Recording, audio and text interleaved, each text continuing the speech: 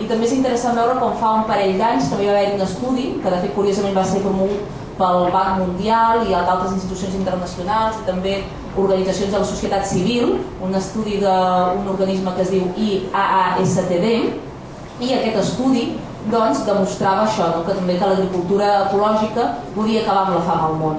El que passa és que curiosament aquest estudi llavors va ser silenciat i se li ha donat poca difusió. Per tant, hi ha dades que demostren que sí, que l'agricultura ecològica, aquesta agricultura de la petita pagesia que queda reflectida en el vídeo tant en els països del sud com en els països del nord, pot fer front a la fam al món i que de fet és el sistema que pot garantir aquest accés als aliments, a l'agricultura, perquè avui en dia l'agricultura ha estat privatitzada, ha estat mercantilitzada, com es diu en el vídeo.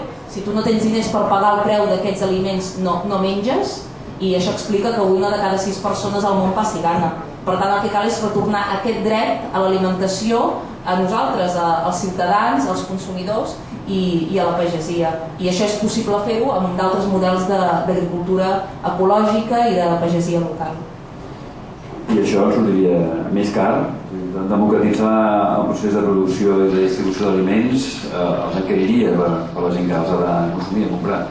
Encarir-los no, el que implica és que més percentatge del preu del producte es queda en el productor. En la mesura que tu elimines intermediaris, el que passa és que un percentatge major del preu d'aquell producte es queda amb el pagès o pagesa. Què passa avui en dia?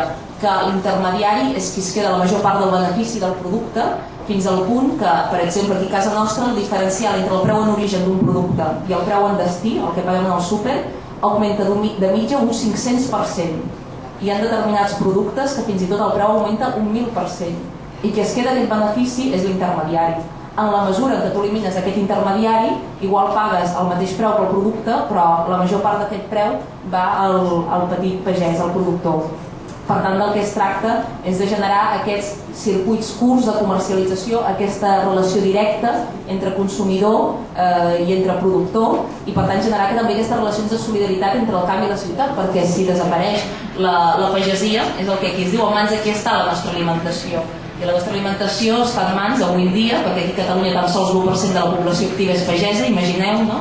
Està en mans d'aquesta alimentació, si la pagesia desapareix, en mans de multinacionals com Monsanto, Carrefour, Mercadona, Nestlé, Kraft, etc. Multinacionals que posen els seus interessos privats a les necessitats col·lectives de les persones. A l'Índia fa bastants anys, unes desenes d'anys, hi havia molta gana, molta gent que passava gana, va haver-hi una revolució verda basada en l'enginyeria genètica i diuen que això va acabar amb la fam. Aquí no t'ho creus? Aquesta és mentida?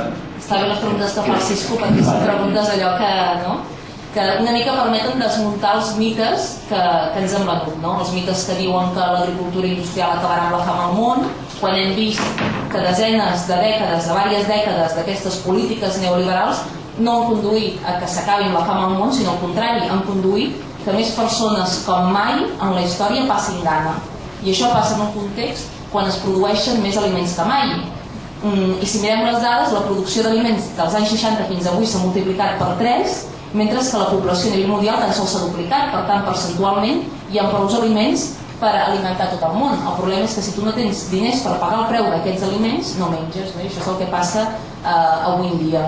En relació al tema de la revolució verda, s'ha demostrat que evidentment permet la producció de més aliments, però també ha generat que les polítiques tradicionals, no? De producció agrícola tradicional i el que són els béns col·lectius, la terra, l'aigua i les llavors, amb aquestes polítiques s'han exfoliat de la pagesia tradicional.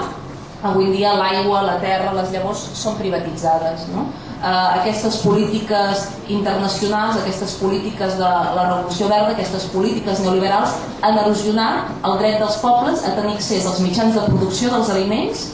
Avui la terra i l'aigua i les llavors ja no estan en mans d'aquests productors, sinó estan en mans de les grans multinacionals, i també han erosionat la sobirania alimentària de molts països del sud. Hem de pensar que, per exemple, en els anys 70, molts països que avui viuen una situació greu de crisi alimentària, com Haití o molts altres països de l'Àfrica, d'Amèrica Llatina, de l'Àsia, en els anys 70 eren països que tenien la producció suficient d'aliments per alimentar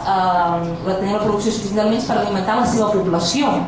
i fins i tot podien exportar aliments a d'altres països. Les polítiques que s'han aplicat dels anys 70 fins avui en dia, polítiques que han generat una obertura comercial de les seves fronteres, han permès l'entrada de productes subvencionats de multinacionals agroalimentàries del nord en els seus països, productes que s'han venut per sota del seu preu de cost perquè han estat subvencionades i per sota del mateix preu del mateix producte en aquest país, són polítiques que han acabat amb la pagesia tradicional, perquè per exemple a Haití s'ha acabat venent en el transcurs dels anys 80-90 l'arròs als Estats Units més barat que l'arròs haitià. Això ha arribat un moment que clar, el camperolat que produïa arròs a Haití ha hagut de plegar. Per tant, són polítiques que han erosionat la sobirania alimentària d'aquests països, la capacitat d'aquests països de controlar les seves polítiques agrícoles i alimentàries.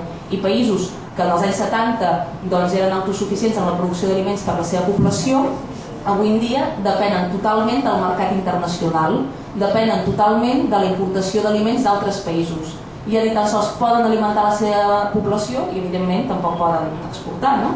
I s'han convertit en dependents d'aliments de la indústria agroalimentària europea, nord-americana, etc. I això ha conduït avui en dia, quan hi ha hagut una crisi alimentària molt forta, en el transcurs dels anys 2007-2008, quan el preu dels aliments ha pujat de forma tan important, doncs clar, Haití, per més que l'arròs pugés de preu, si l'arròs era nord-americà, quina capacitat tenia el govern haitià de dir no, aquest arròs ha d'estar més barat perquè la meva població pugui menjar i pugui extrair aquests aliments? No tenia cap tipus de capacitat, perquè la política l'acabava dictant la multinacional de torn, no? Amb això vull dir que les polítiques que s'han vingut implementant en aquests anys han erosionat la capacitat de decidir sobre la nostra alimentació. I això passa en els països del sud, amb aquests exemples que poso, que són aplicables a Haití, a Mèxic i a molts altres països, però també està passant a casa nostra, en la mesura que la població camperola desapareix i en la mesura que moltes de les terres, en lloc d'estar dedicades a que la pagesia les pugui treballar, estan dedicades a que s'hi construeixin apartaments, dedicades a l'especulació urbanística, etc. Jo crec que tot això ens ha de fer reflexionar sobre què hi ha darrere d'allò que mengem, que molt sovint no ens ho preguntem, però hi ha una cara fosca i que enfront d'aquesta cal plantejar-hi alternatives. Dius que la producció, la distribució, la comercialització d'aliments, d'aquests productes, està en mans de grans multinacionals. En mans de qui està canviar aquest sistema? Doncs bé, això ja permet posar una mica de llum i una mica d'esperança i plantejar alternatives, perquè evidentment quan analitzem la realitat del model agrícola alimentari actual pensem, mare meva, com estan les coses, no? És important veure que com aquestes polítiques neoliberals que s'apliquen en el model actual d'agricultura i alimentació també s'apliquen a molts altres aspectes de la nostra vida.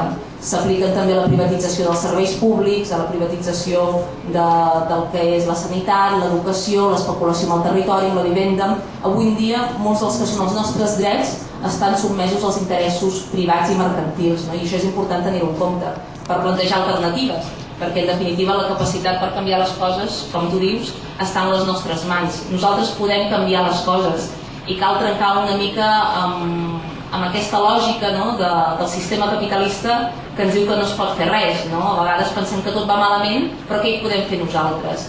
I jo penso que la gran victòria de les polítiques neoliberals i del sistema capitalista és fer-nos pensar que no podem fer res per canviar el món.